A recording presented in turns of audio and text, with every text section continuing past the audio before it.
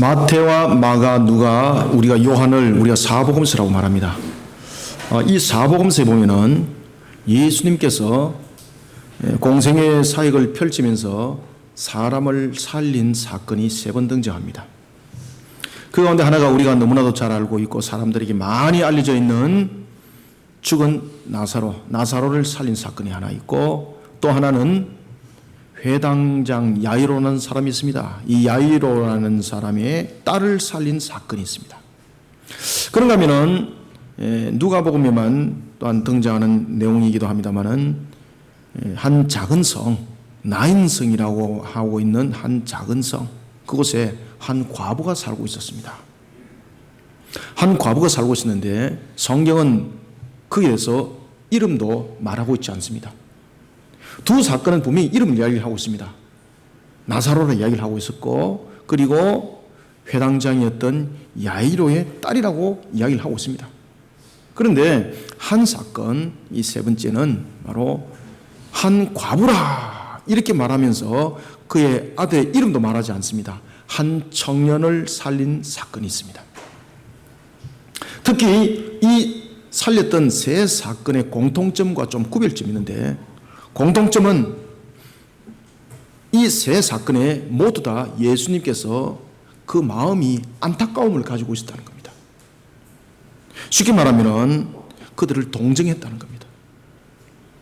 그런가 하면 또한 다른 것은 우리가 나사로 사건과 그리고 야이로의 사건은 보면은 분명히 사람들의 이름이 등장하지만은 오늘 누가복음에 등장하는 한 청년의 살아난, 예수님께서 한 청년을 살리던 이 사건에는 보면은 이름이 등장하지 않습니다. 그러면서 성경은 이렇게 기록합니다.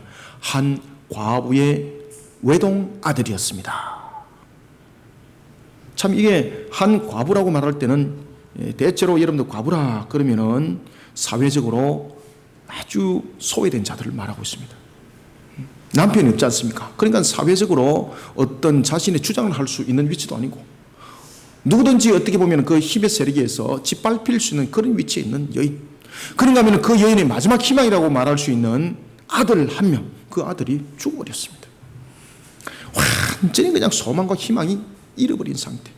사회적으로도 그 여인은 기댈 데가 없고, 그렇다고 해서 장래적인 측면에서 자신과 함께 소망과 희망을 가지면서 살아갈 가족도 없고, 그런 속에 있는 여인, 이 여인을 예수님께서 불쌍히 여기게 되는 겁니다.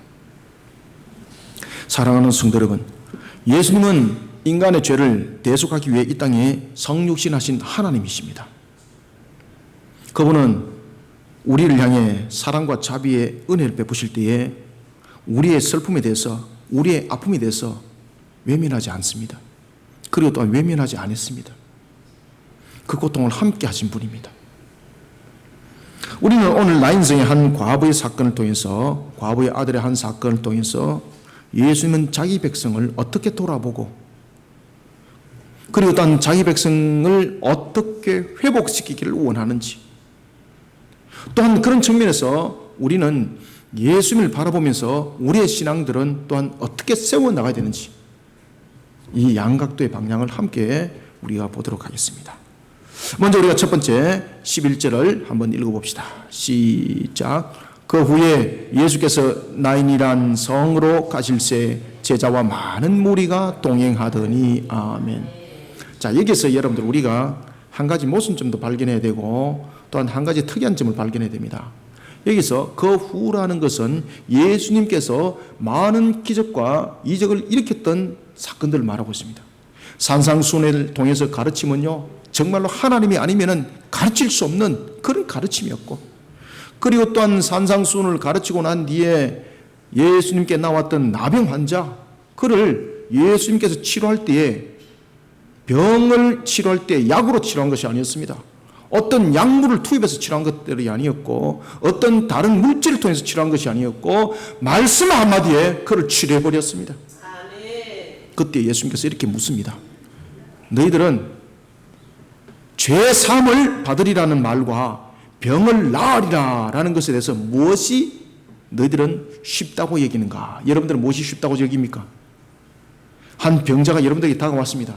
그러면 여러분들이 그 병자에게 너는 죄사함을 받았느니라 하는 것이 쉽겠습니까? 너는 병을 나았느니라 라고 말하는 것이 쉽겠습니까? 너는 병을 나았느니라 했는데 병 안 나았습니다. 그럼 이건 사기꾼이죠. 잘못하면 돌아서 죽습니다. 그런데 너는 죄사함을 받았느니라 이러면 죄사함을 받은지 안 받은지 눈에 보입니까? 그러면 무엇이 쉽습니까? 죄사함을 받았느니라 이것이 쉽습니다. 그런데 놀랄 사실은요, 예수님께서 너는 죄사함을 받았느니라 이렇게 하니까 그 나병 환자의 그 병이 어떻게 됐다고요? 깨끗함을 남을 입어버린 거예요. 그러니 사람들이 깜짝 놀라는 거예요. 왜? 이것은 하나님만이 하실 수 있는 거죠. 이런 사건 위에 사람들은 예수님을 구름대처럼 따르기 시작합니다. 그런데 그들이 갔던 곳이 어딘가 하면 나인성입니다. 나인성은 여러분 조그마한 성읍입니다. 많은 무리들이 가야 될 이유가 없는 곳입니다.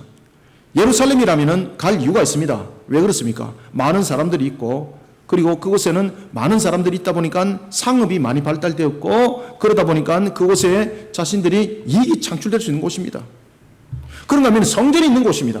분명히 갈 이유가 있고 목적이 있는 곳입니다. 많은 무리들이 갈 수 있는 장소였고 이유가 있는 목적지였습니다. 그런데 나인성은 그렇지 않습니다.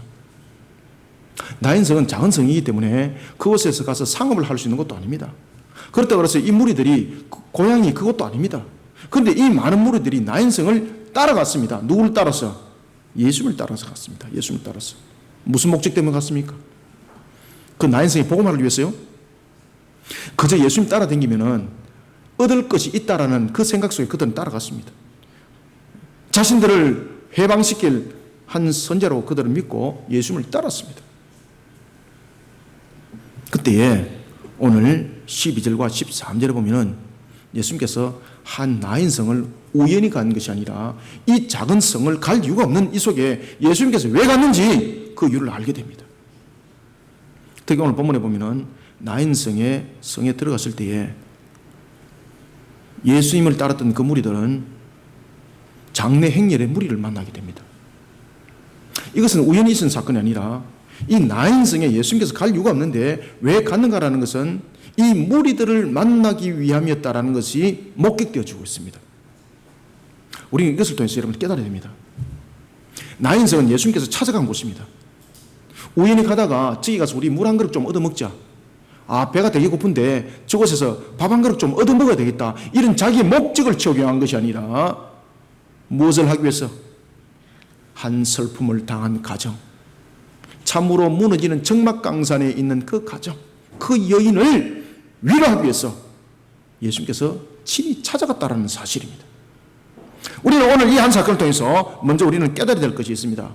그것은 먼저 11절부터 13절 통해서 먼저 첫 번째, 예수님은 자기 백성의 눈물을 결코 외면하지 아니하시는 분이라는 것을 기억하시길 바랍니다. 여기서 포인트는 자기 백성입니다. 자기 백성. 예수님께서 여러분 나인성에 왜 갔겠습니까? 구경 갔습니까? 어찌 한번 가보자. 이것이 아니고 예수님께서 나인성에 간 이유는요, 자기 백성을 만나러 가기. 자기 백성을 만나기 위해서 예루살렘도 아니고 나인성을 간 거예요, 여러분들. 예수는 자기 백성의 눈물을 결코 외면하지 아니하실 뿐만 아니라 자기 백성을 불쌍히 여기시고 친히 위로가 되어주시고 언덕이 되어주시는 주님이라는 것을 잊지 마시길 바랍니다. 산상수훈의 그 가르침은, 천국의 가르침은 하나님이 아니고는 가르침을 줄 수 없는 그런 말씀이었습니다. 이런 가르침이 있은 후에 나병 환자의 치유함 사건, 이 여러 가지 사건들을 목격한 이들이 예수님을 따라갔던 것은 예수님이라는 그 자체의 능력을 따라갔던 겁니다. 그렇지만 예수님은 능력으로 그들을 인도한 것이 아니라 죄사함의 목적을 가지고 그들을 인도하고 있었습니다. 인간의 죄를 대속하기 위해 이 땅에 오신 주님, 여러분들, 예수님께서 이 땅에 오셔서 공생의 사역을 이루실 때에 왜 병든 자를 치료하시고 왜 말씀을 가르치시고 그리고 왜 귀신 들린 자 귀신을 쫓는 사역을 하시는 거 아십니까? 그 이유는요, 아담이 에덴 동산에서 죄를 범한 사건과 똑같습니다. 에덴 동산에서 아담이 하나님께 죄를 범할 때에 하나님께서 아담에게 준 세 가지 직분이 있는데 이것을 망각해버리는 겁니다. 왕권으로서의, 선지자 직분으로서의, 제사장의 직분으로서의 그 모든 것을 망각해버리고 하나님 앞에 불법적으로 그가 오히려 불신하고 불순종하게 되는 그런 속에 죄를 범하게 되는 겁니다. 바로 예수님의 사역은 그러한 회복의 사역입니다. 그래서 선지자의 직분을 회복하는 측면에서의 가르침의 사역에 값을 지불했고, 그리고 또한 거룩을 바르게 세워나가는 측면에서 성전을 정화시킨 사건이 있었고, 그런가 하면은 또한 병든 자들을 치료하는 부분들, 그런 속에서 또한 특히 귀신을 쫓아냈던 사역은요, 바로 왕권의 사역 속에, 그 속에 함께 있었기 때문입니다. 이런 사역들을 펼쳐나갔던 예수님은 그저 인간의 죄를, 그리고 첫 번째 아담의 죄를 단순하게 대속하는 측면에서의 그런 사역을 공생애 속에서 이루어간 것만이 아닙니다. 예수님의 모든 사역은 인격적으로 이루어집니다. 그저 단순한 값을 지불한 것만이 아니라, 예수님의 사역이 만약에 인격적 사역이 아니었다면 지금 오늘 본문에 등장하고 있는 것처럼 나인성에 갈 이유가 없습니다. 친히 찾아갈 이유가 없는 겁니다. 자기 백성을 찾아갈 이유가 없는 겁니다. 그저 계산된 대로 그냥 값을 지불하고 끝내면 되는 겁니다. 그렇지만 여러분들, 예수님의 공생의 사역을 3년 반에 거치는 공생의 사역을 보시면 예수님께서 계속 찾아가십니다. 계속 찾아가십니다. 예수님은 첫 번째 아담의 대속에 모든 것을 이루고자 이 땅에 성육신 하였을 뿐만 아니라 하나님이신 그분의 그 본연의 모습을 우리에게 성육신의 또한 공생의 사역을 통해서 우리를 향한 하나님의 마음과 본연의 모습을 비춰 보이고 있었습니다. 예수님께서 나인성을 찾아갈 때였습니다. 예수님의 능력 앞에 많은 사람들이 줄을 섰습니다.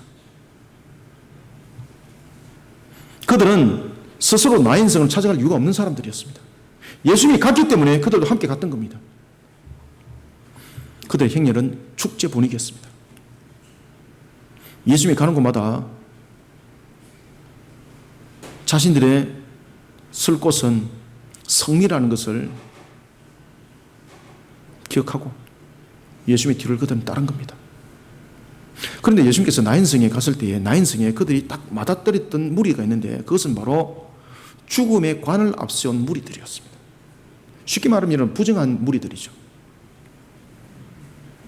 성경은 여기에 대해서 이렇게 말하고 있습니다. 죽음을 맞이한 한 청년은 소외된 계층이었던 한 과부의 한 줄기 등불이었던 아들이었습니다. 외아들이었습니다. 그러니 이 여인의 통곡이 얼마나 가슴을 찢었겠습니까? 얼마나 가슴을 찢었겠습니까? 성경은 그 아픔을 독자라는 단어와 한 과부라는 단어로 그것을 강조하고 있습니다. 이 여인의 슬픔이 얼마큼 큰지, 이 여인의 고통이 얼마큼 큰지 세상 사람들이 함께 울어줘도 위로가 안 되더라는 겁니다.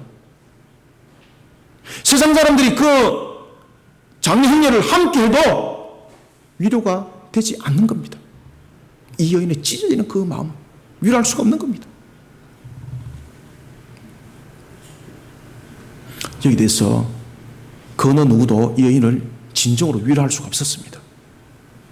오늘 본문을 목격하시면 예수님께서 그것을 아시고 그 여인을 찾아간 겁니다.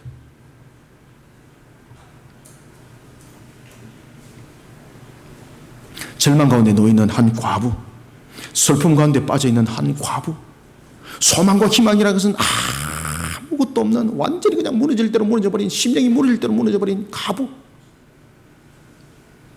그것을 성경에서는 죽은 아들이 외아들이라고 다시 한 번 더 강조를 하고 있습니다. 얼마나 슬픈지. 그저 이 여인은 그저 자기도 그냥 아들과 함께 죽고 싶은 심정인 거냐.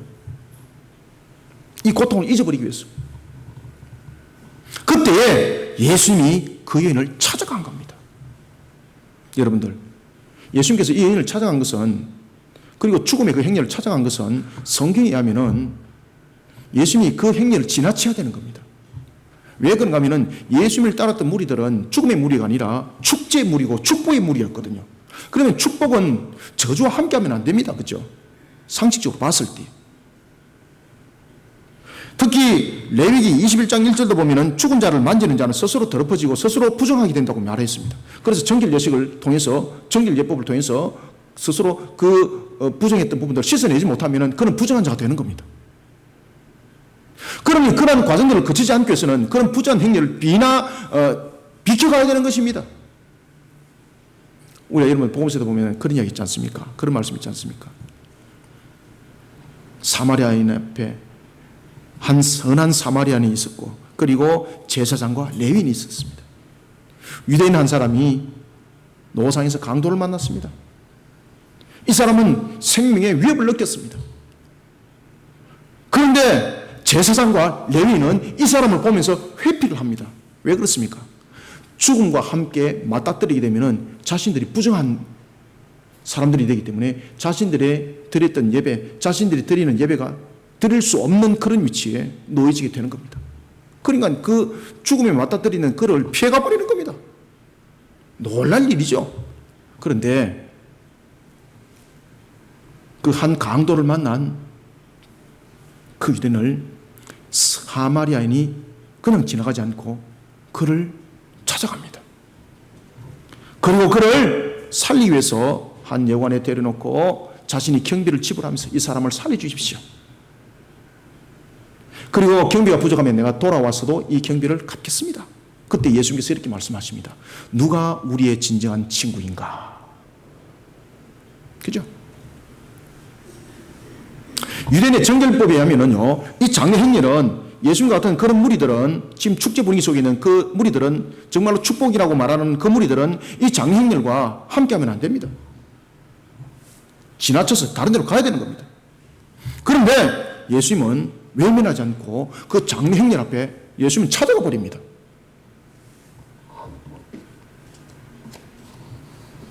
죽음은 여러분들 바로 죄의 결론이기 때문에 축복과 함께하지 않습니다. 이 사실을 누구보다 잘 아셨던 예수님은 죽음의 행렬을 하고 있는 한 과부를 오히려 다가서고 있습니다. 무엇 때문에? 여러분들, 우리가 10편 30편 5절에 보면 이런 말씀이 있습니다. 우리의 노염은 잠깐이라 했습니다. 그렇지만 우리의 은총은 평생이라 했습니다. 저녁에 울음이 깃들더라도 아침에 기쁨이 온다 했습니다. 이것은 그냥 오는 것이 아니라 주님이 우리와 함께 했을 때입니다. 죽음이라는 절망 앞에, 슬픔에 가득 찬 그 과부 앞에 예수님은 외면하지 않고 그 여인에게 다가갔습니다. 저녁에 울음은 깃들지라도 아침에 기쁨이 오리라는 이 말씀대로 예수님께서 그 죽음 앞에 섰을 때는 저녁에 울음이 아침에 기쁨으로 바뀌게 되어 있습니다. 자기 백성을 그렇게 찾아간 겁니다. 중요한 것은 예수님이 아무나 찾아간 것이 아니라 자기 백성을 찾아갔다는 이야기입니다. 자기 백성을 찾아갔다는 이야기입니다. 자기 백성이 슬픔 가운데 놓여있고 자기 백성이 절망 가운데 놓여있는 것을 하나님이신 그분은 절대 외면하지 않는다는 겁니다. 찾아간다는 겁니다. 찾아가서 위로를 하고, 그런데 위로를 할 때 립서비스 입으로만 하지 않습니다. 그냥 같이 한번 울어주는 것으로 끝나지 않습니다. 그냥 단순하게 문상 한번 하는 것으로 끝나지 않습니다. 예수님께서 이렇게 말씀하십니다. 그 여인을 향해서 이렇게, 울지 마라, 울지 마라. 같이 가슴이 아프다는 거죠. 울지 마라. 내가 너의 그 마음을 알고 있다. 내가 너의 그 처지와 그 무너지는 그 가슴을 내가 알고 있다. 그래서 예수님께서 울지 마라 이러면서 먼저 위로를 하는 겁니다. 울지 마라. 여러분들, 과부의 심장은 호흡이 간다 그러잖아요. 그런데 예수님이 안다는 것은 그 차원이 아닙니다. 예수님은 하나님이신 분이기 때문에 우리의 모든 것을 다 알고 계십니다. 그런데 자기 백성에 관한 것은 아는 것으로 끝이지 않습니다. 자기 백성의 아픔은 곧 자기 아픔입니다. 자기 백성의 외로움은 곧 예수님의 자기의 외로움으로 느꼈던 겁니다. 그래서 울지 말라고 말하는 겁니다. 내가 알고 있다는 것이 아니라 나도 가슴 아프다는 거죠. 나도 가슴 아프다.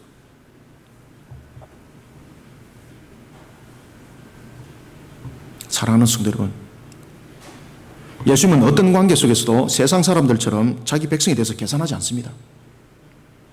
세상 사람들은 여러분 다 계산합니다. 내 인데 득이 될까 이익이 될까. 그래서 장례하는 곳도 갈 때에 데이터를 다 계산합니다. 그 사람이 온 적이 있다 없다. 없으면 안 갑니다. 왜? 관계적인 측면에서 갈 필요가 없기 때문에 계산 다 하는 겁니다. 그렇지만은 예수님은 자기 백성에 대해서 계산하지 않습니다. 그저 자기의 가슴으로 예수님은 안아버립니다. 세상으로 볼 때 이 한 과부는 가치 없습니다. 그런데 예수님은 그 가치 없는 여인을 외면하지 않습니다. 저와 여러분들이 볼 때 세상적인 측면에서 가치가 없습니다. 그런데 세상 사람들은 저희들을 찾지 않습니다. 그러나 자기 백성인 우리는 주님이 어떤 관계 속에도 외면하지 않습니다. 직접 찾아오십니다. 그래서 아픔을 함께합니다. 그래서 주님께서 심지어 이런 말씀했지 않습니까? 너가 한 선자를 옥에 갇힌 한 선자에게 물을 대접한 것은 누구를 대접한 것이라고? 그렇지. 너가 나를 대접한 것이다. 너가 나를 대접한 것이다. 그러니 내가 그것을 갚아주리라. 내가 그것을 갚아주리라. 사랑하는 성도 여러분, 세상 사람들은 계산 두드리면서 외면할 것은 외면하고 함께 하지만은 하나님은 자기 백성을 계산하지 않습니다. 하나님은 자기 백성을 불쌍히 여길 뿐입니다. 그리고 또한 친히 위로를 할 때에 찾아갔습니다. 예수님께서 여러분 보십시오. 찾아가시잖아요. 목사님, 맹인들이 예수님 찾아갔어요. 말도 안 되는 소리 하지 마십시오. 예수님께서 그들이 올 줄 알고 그곳을 지나갔습니다. 아시겠습니까? 모든 것은 100% 예수님께서 친히 가셨습니다. 자기 백성을 찾아가는 겁니다. 바로 그러신 분입니다. 예수님은 공생의 사역을 그렇게 인격적으로 하셨습니다. 그저 단순하게 대속만 하기 위해서 이 땅에 오신 분이 아닙니다. 하나님이신 그분은 자기 백성을 이렇게 찾아가면서 위로하시고 그런 속에 우리를 회복시키기 위해서 이 땅에 왔다는 것을 우리의 다시 한 번 더 소망과 희망을 불러넣어 일으키는 속에 그 사역들을 이루어갔던 것입니다. 자기 백성을 불쌍히 여기시며 친히 위로하기 위하여 세상 사람들이 외면하는 그곳까지 친히 찾아오시는 주님, 그리고 우리가 기댈 수 없는 그런 환경 속에서도 우리에게 기댈 언덕이 되어주시는 주님, 그 주님이 오늘도 저와 여러분들과 함께하고 있음을 믿으시길 바랍니다. 그 다음에는 두 번째는 주님은 우리를 어떻게 외면하지 아니하시는가. 자, 14절을 한번 읽어보겠습니다. 시작. 가까이 가서 그 관에 손을 대시니 맨 자들이 서는지라. 예수께서 이르시되 청년아 내가 네게 말하노니 일어나라 하시매. 아멘. 문제는 예수님께서 관을 손댄 것이 문제입니다. 죽음의 행렬을 맞닥뜨릴 수는 있습니다. 손 안 대고 지나가면 됩니다. 말로 위로하고 립서비스 한번 하고 가슴 아프시겠습니다. 저도 함께 참 아픔을 함께 합니다. 이러고 이제 지나가면 되는 겁니다. 그런데 예수님께서 그 관을 손을 댔다는 사실입니다. 그러면은 이 손을 댔다는 것은 무엇입니까? 예수님 자신이 지금 부정해졌다는 이야기입니다. 그런데 죽은 것으로 끝나면 예수님도 부정자가 되어서 정결 예식을 통해서 정결 예식법을 안 지키면은 예수님은 십자가에서 죽으시면 헛되는 것이 되는 겁니다. 여기 이후의 여러분을 보십시오. 예수님께서 정결 예식 지킨 적이 있는가? 없습니다. 지금 이 사건에. 그러면 예수님은 십자가에서 달리심은 부정한 것으로서 죽은 것이기 때문에 우리의 대속의 제물이 될 수 없습니다. 그런데 여러분 잘 기억하시길 바랍니다. 예수님께서 그 관에 손댈 때에 그 죽었던 청년이 살아났을까요? 죽었을까요? 그렇죠. 살아났다라는 사실입니다. 그래서 이 사건에는 정결 예식법과 관계가 없는 겁니다. 관은 무엇을 말하고 있습니까? 소망과 희망이 완전히 사라져버린 것을 말하고 있습니다. 우리는 두 번째 14절과 15절 통해서 예수님은요, 자기 백성의 사라져버린 희망, 그 사라져버린 희망도 외면하지 않습니다. 기억하시길 바랍니다. 그런데 희망을 외면하지 않으실 뿐만 아니라 그 사라져버린 희망을 새롭게 회복시켜 희망을 불러일으켜 주시는 주님이십니다. 특히 민수기 19장 11절 보면은, 그리고 16절에 보면은 정결법에 따라서 죽음은 죄의 결론이기 때문에 죽은 시체를 절대 가까이 하면 안 됩니다. 죽은 것을 접촉하는 자는 그 죽음과 함께 부정하게 되는 겁니다. 이 사실을 이미 아셨던 예수님께서 죽음의 행렬 앞에 나갑니다. 여기까지는 큰 문제가 없습니다. 그런데 스스로 부정해 주실 수 있다는 사실을 알면서도 죽은 시체에 손을 대버렸습니다. 그죠? 이거는 일반 사람들은 아무도 그 짓 안 합니다. 아무도 그 짓 안 합니다. 그런데 놀라운 결과는 그 다음에 일어났습니다. 바로 생과 사를 주관하시는, 죽고 삶을 주관하시는 예수님께서 죽음의 관 속에 있는 청년의 시체를 향해서 이렇게 말씀하십니다. 청년아, 내가 네게 말하노니 일어나라! 아멘. 일어나라 그랬는데 시체가 안 일어났습니다. 이러면은 예수님 도둑이 맞습니다. 이게 어디서 사기 치고 있노 이래가지고. 비 오는 날에 머니나도 도둑이 맞습니다. 놀라운 결과가 거기서 일어난 겁니다. 누가는 이렇게 전하고 있습니다. 예수님의 그 말씀에 놀라울 사건이 일어났습니다.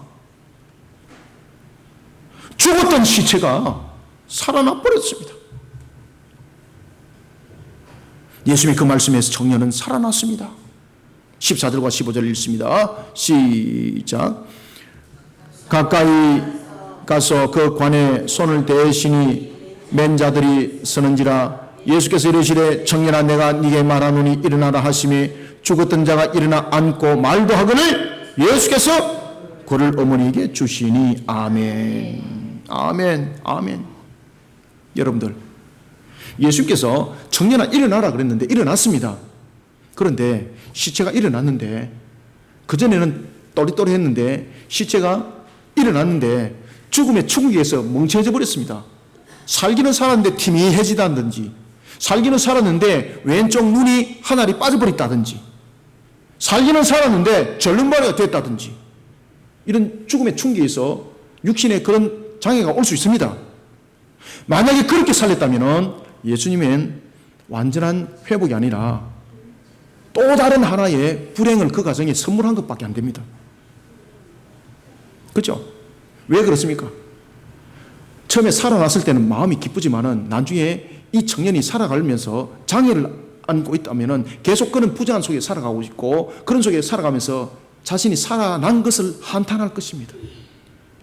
누가 나를 이렇게 살렸단 말이냐? 그죠? 오늘 본문에 보면은 예수님께서 그 청년을 살릴 때 어떻게 살리는가 잘 보십시오. 청년이 살아났는데 앉기도 하고 어떻게 하더라? 그렇지, 이게 중요한 겁니다. 앉기도 한다는 것은 무슨 이야기입니까?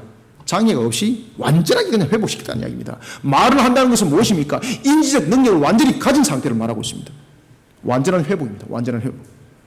완전한 회복입니다. 그러면 예수님께서는 소망과 희망이 없는 것을 통해서 회복을 시킬 때에, 자기 백성을 회복시킬 때에 어중짠하게 회복시키는 것이 아니라 화복을 주관하신 하나님이신 그분이, 생사를 주관하신 하나님이신 그분이 완전한 회복을 일으켜서 새로운 소망 속에 살아가도록, 새로운 기쁨 속에 살아가도록 역사를 일으킨다는 이야기입니다. 아멘. 회복될지어다. 아멘. 여러분, 죽은 과부의 아들이 살아났을 때에 그가 불행한 삶을 또다시 살아가는 속에 누가 나를 살렸는지 그를 원망하면서 그는 평생 살았습니다. 이것이 아니라 앉기도 하고 말하더라. 그러면서 그 여인에게 이 아들을 주었습니다. 여러분, 오늘도 예수님 안에서 하나님의 나라의 백성이라는 관점을 우리는 떠나지 않아야 합니다. 우리가 하나님의 나라의 백성의 관점으로 살아가다가 신앙 가운데 우리가 때로는 실족당하기도 합니다. 때로는 넘어져서 완전히 이 한 나인성의 과거의 아들처럼 소망과 희망이 잃어버린 그런 상태에 놓일 때도 있을 것입니다. 그러나 그럴 때도 낭망하지 마시길 바랍니다. 주님께서 여러분들을 일으키십니다. 어중제비로 일으키는 것이 아니라, 절름발이로 일으키는 것이 아니라, 앉기도 하더라, 말하기도 하더라, 완전한 회복으로 저와 여러분들을 회복시킬 줄 믿으시길 바랍니다. 이것이 우리에게 진정한 소망과 희망인 것입니다. 만약에 주님께서 우리를 회복시켰는데, 왼손을 회복시켰는데 나중에 주님께서 잘못하셔가지고 왼손은 회복됐는데 이 잔재가 오른쪽으로 와, 오른쪽에 장애가 가버렸다. 이러면 이거는 완전히 사람이 이거는 막 평생 원망하면서 살게 되는 조건을 제시할 뿐입니다. 주님께서는 이렇게 말씀하십니다. 앉기도 하고 말하더라는 것입니다. 완전한 회복입니다. 오늘도 우리는 예수 안에서 하나님의 나라의 백성이라는 관점을 떠나지 말아야 합니다. 오늘도 하나님의 나라의 백성이라는 그 관점을 떠나지 말아야 합니다. 왜냐하면 하나님은 자기 백성을 친히 돌보기를 외면하지 않기 때문입니다. 자기 백성이 사라진 희망에 대해서 외면하지 않습니다. 회복을 통해서 새로운 희망을 불러일으켜 주시는 주님, 우리는 오늘도 그 주님과 인격적으로 교통하고 있다는 사실을 아시고, 오늘도 여호와를 향한 신앙, 하나님을 향한 신앙, 이런 자기 백성의 신앙관으로 우리를 더욱더 단단히 묶어가는 저와 여러분들이 되시기를 소망합니다. 그 다음에는 마지막으로 우리가 세 번째 16절을 한번 읽읍시다. 시작. 모든 사람이 두려워하며 하나님께 영광 돌려 이르되 큰 선자가 우리 가운데 일어나셨다 하고 또 하나님께서 자기 백성을 돌보셨다 하더라. 아멘. 마지막으로는 세 번째 우리가 16절부터 17절 통해서는요, 예수님은 세상 사람들이 불가능이라고 단념해버린 것, 불가능이라고 단념해버린 꺼진 등불, 여러분들 세상 사람들은 등불 꺼지면 기름 없고 등불 꺼지면 쓰레통 버립니다. 그죠? 목사님 안 그래요. 요새는 고고학적인 측면에서 가치가 있다고 여기는 것은 잘 보관해놔요. 그런 소리 하지 마십시오. 저도 그렇게 다 보관해놓은 거 나중에 2, 3몇 번 가니까 다 없어져 있더라. 아무것도 없더라고. 아무것도. 제가 옛날에 이제 젊었을 때에 중고등학교 다닐 때에 제가 우표를 굉장히 좋아했습니다. 그래서 제가 우표를 굉장히 많이 모았습니다. 그런데 제가 이제 사역하면서 이사를 몇 번 이렇게 다니다 보니까 그게 가치로도 굉장히 많은 이게 제가 어릴 때 샀던 금액만 해도 그게 수백만 원입니다. 이 가치로 따지면 엄청난 겁니다. 이 가치가. 그런데 제가 세 권인가 있었는데 굉장히 두껍습니다. 그게 희귀한 우표도 있고 굉장히 많았습니다. 그게 다 사라져 버렸어요. 누가 잃어버렸든지 누가 훔쳐간 거예요. 제가 왜 그런가 하면 제가 이제 사역을 하면서 너무 형편이 어려워서 그 우표 팔아야 되겠다. 그러면 생활비는 놓을 수 있으니까. 그래서 그걸 찾았는데 아주 다 없어져 버렸어요. 그게 굉장히 희귀한 우표들이 많았습니다. 제가 학교 다닐 때에 명절 때에 용돈 얻으면은 그 용돈 차고 다 털어가지고 제가 그 우표 수입해서 사고 그랬었거든요. 그게 다 없어져 버렸어요. 야, 아마 하나님께서 아마 그것을 소진해서 다른 데 쓰셨는지는 모르겠습니다만. 그런데 놀라운 사실은 그게 여러분 가치로 따지면요, 지금 가치로 따지면은 최하 1,000만 원 이상 넘어갑니다. 제가 그냥 계산만 해도. 그런데 아깝다는 생각이 안 들어요. 이상하지, 그죠? 그런데 제가요, 성경책 하나 잊어버리면요, 제가 천하가 무너진 것처럼 찾아러 다닙니다. 하나님께서 이 가치 기준을 바꿔버리니까 보는 각도가 달라져요, 여러분들. 보는 각도가, 이게 사람이 이렇게 변하구나. 너무나도 중요한 것은 여러분들요, 하나님은 자기 백성의 꺼져가는 등불과 같은 것도 절대 외면하지 않습니다. 그러니 우리를 세상 가치 기준으로 만들기보다는 하나님의 가치 기준으로 우리를 만들어 가시길 바랍니다. 그러다 보면요, 보는 가치 기준이 달라지고 생각하는 가치 기준이 달라집니다. 제가 그렇습니다.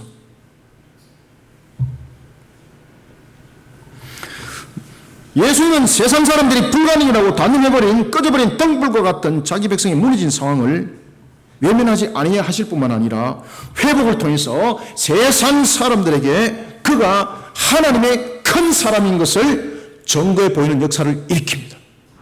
누가 큰 사람이라고요? 그가 꺼져버린 등불인 그가 세상 사람들이 고백하기를 이 사람이 하나님의 큰 사람이라고 세상 사람들이 입을 통해서 고백하게 만들어버립니다. 하나님께서 아시겠습니까? 이것이 자기 백성을 향한 하나님의 일하심입니다. 예수님을 따랐던 무리들과 슬픔의 행력을 뒤따랐던 무리들, 그리고 주변에 있던 제3자의 무리들, 이 세 분류의 무리들은 관을 만지는 예수님의 상식을 벗어난 어처구니 없는 그 행동에 깜짝 놀랍니다. 저 멍청한 짓을 왜 하느냐? 왜? 스스로 부정해지니까. 상상할 수 없는 일들이 자신들의 눈앞에 펼쳐진 것을 보고 전부 다 입이 똑 벌어집니다. 그런데 더 중요한 것은 그 관에 손대면서 예수님께서 청년아 내가 네게 명하노니 이런 나라 있을 때 그 결과를 보고 모든 사람은 함성을 지르게 됩니다. 야, 이가 큰 선자구나. 이가 예언의 말씀대로, 말라기의 말씀대로 하나님께서 우리에게 약속하신 그 예언의 말씀대로 오신 바로 그 선자구나. 함성이 질러지는 겁니다.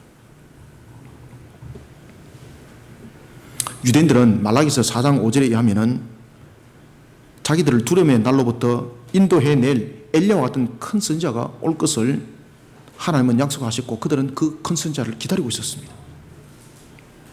예수님의 그 모습을 보고 그들은 바로 말라기 4장 5절의 말씀에 그 역사를 지금 보고 있다고 고백을 하고 있는 겁니다. 이 소문이 성경은 말합니다. 온 유대와 사방까지 퍼졌더라. 자, 우리가 16절과 17절 두 절을 한번 읽어봅니다. 시작. 모든 사람이 두려워하며 하나님께 영광을 돌려 이르되 큰 선지자가 우리 가운데 일어나셨다 하고 또 하나님께서 자기 백성을 돌보셨다 하더라. 예수께 대한 이 소문이 온 유대와 사방에 두루 퍼지니라. 아멘. 아멘. 여러분들, 이 소문만 퍼진 것이 아닙니다. 여러분 잘 기억하시길 바랍니다. 지금 오늘 본문에 보면은 자기 백성이라는 단어가 등장하고 그리고 큰 선지자라는 단어가 등장을 합니다. 이것은 그들의 인지적인 능력으로 그들이 떠버린 것이 아니라 성령께서 이들에게 이 내용들을 알게 하시고 깨닫게 하셔서 장차 일어날 우리 하나님께서 자기 백성 삼은 우리에게 일어날 역사를 이 속에서 지금 설명하고 있습니다. 저와 여러분들이 하나님의 자기 백성의 신앙으로 세워졌을 때에 주님은 우리를 찾아오십니다. 우리는 꺼진 등불 같은 모습 속에 무너져 버릴 때도 있습니다. 신앙을 지켜나가다가 우리는 꺼진 등불이 되었습니다. 세상 사람들은 버립니다. 그러나 주님께서는 그 등불을 그저 불만 켜는 것이 아닙니다. 그저 기름을 보충해서 기름만 채워서 그저 불 켜울 정도가 아니라 그 전에 등불이 요만했다면 완전히 그냥 LED로 그냥 완전히 밝혀버리는 그런 역사를 일으킨다는 사실입니다. 그래서 세상 사람들이 깜짝 놀라는 거예요. 이야, 저 사람이 하나님의 큰 사람이구나. 저 사람이 하나님께서 자기 백성 삼은 그가 정말로 세상을 다스려 나가는 하나님의 큰 사람이구나. 누구의 입술을 통해서 고백을 이루어진다고요? 세상 사람들을 통해서 고백하게 만들어버린다는 거죠. 아멘. 여러분, 시편 135편 12절에 보면은 하나님은 자기 백성에게 기업을 주십니다. 그러니까 세상 사람들이 깜짝 놀랄 수밖에 없는 거예요. 그 기업을 자신이 돈 주고 삽니까? 아닙니다. 하나님께서 그저 주시는 거예요. 자기 백성이기 때문에. 자기 백성이기 때문에 자기 것을 하나님이 주시는 거예요. 그런가 하면은 또한 룻기 1장 6절에 보면은 하나님은요 자기 백성에게 양식을 주십니다. 자기 백성에게 일용할 양식을 주십니다. 저는 이것을 너무너무나도 잘 알고 있습니다. 저는 세상적으로 말하면 정말로 굶어서 죽을 수밖에 없는 그런 위기 속에 놓여 있을 때 하나님께서 저에게 일용할 양식 3끼를 끊이지 않게 일용할 양식을 하늘에서 정말로 내려주었습니다. 여러분 만나 먹어보신 사실 있습니까? 저는 먹어봤습니다. 목사님 만나가 어디 있어요? 만나와 여러 가지 유사한 형태들이 많습니다. 하나님께서 그렇게 저희들에게 일용할 양식을 공급해 줬습니다. 그런가 하면요, 10편 94편 14절 말씀처럼 하나님은 자기 백성을 절대 버리지 않습니다. 세상 사람들은 계산해서 버린다니까요. 오늘 그렇게 친했던 사람이 앞에 앉아가지고 10분 전까지만 해도 내가 너 아니면 살 수 없다고 말하면서 내가 너의 전부를 해줄 수 있다고 말하면서 했던 것들이 딱 돌아서니까 이자 계산해 보니까 이게 안 맞거든.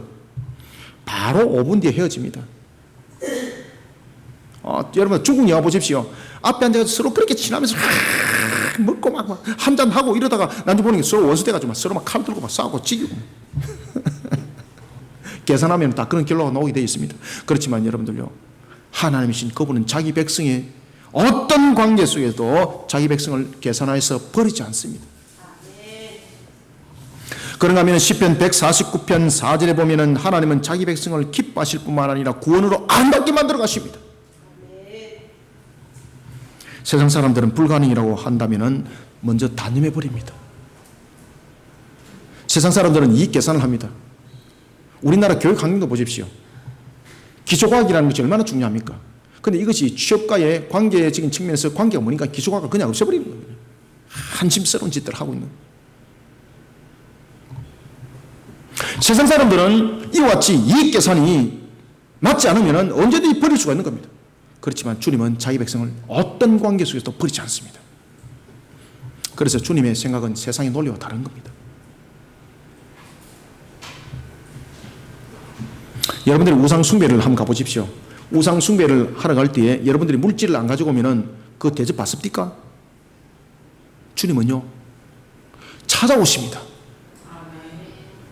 우상 숭배는 보따리 사가지고 가야 되지만은 주님은 자기 백성을 찾아오십니다.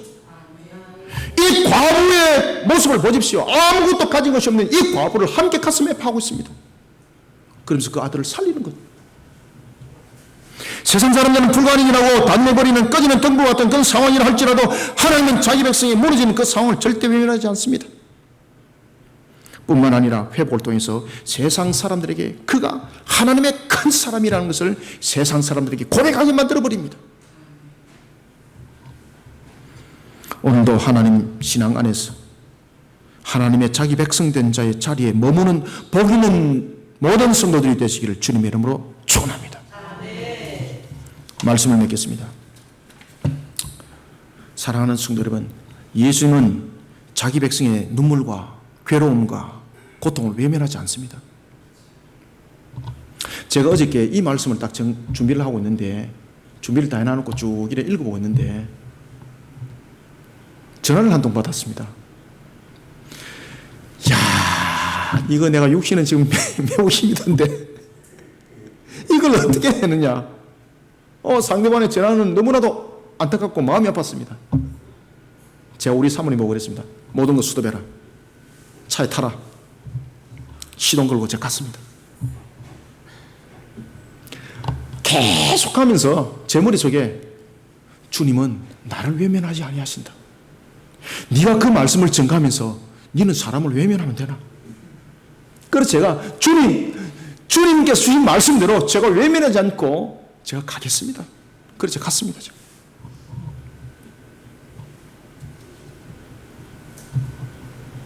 사랑하는 성도 여러분, 우리는 반드시 아셔야 될 것은 주님은 자기 백성을 위로할 때 립서비스로 위로하지 않습니다. 입술로만 물고기하고 대화 나누듯이 그렇게 하지 않습니다. 저는 여러분들에게 해드릴 수 있는 것이 없습니다. 그렇지만 주님은요, 능력으로 모든 것을 회복시키십니다. 그것이 바로 자기 백성입니다. 그래서 저는 그것을 자신 있게 전가할 수 있는 겁니다. 어저께도 앉아있는데 주님께서 일어나라 그러더라고요. 그래서 제가 일어났습니다. 지금. 외면하지 아니하시는 주님. 그 말씀을 전가하다가 제가 일어났다니까요. 외면하지 아니하시는 주님. 그래서 제가 갔다 와서 이제 집에서 다시 제가 글을 좀 이래 서다가 새벽 1시쯤 되자 잤습니다. 새벽 1시쯤에 내가 자고 또 새벽 3시 반에 저 교회 지금 온 거죠, 제가. 그 이후로 지금 계속 제가 지금 눈 반짝반짝이 뜨가 지금 일하고 있습니다, 지금.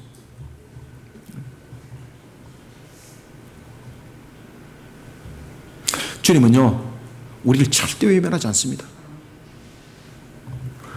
생과 사와 화복을 주관하시는 그 주님의 권능으로 회복시키며 위로하십니다.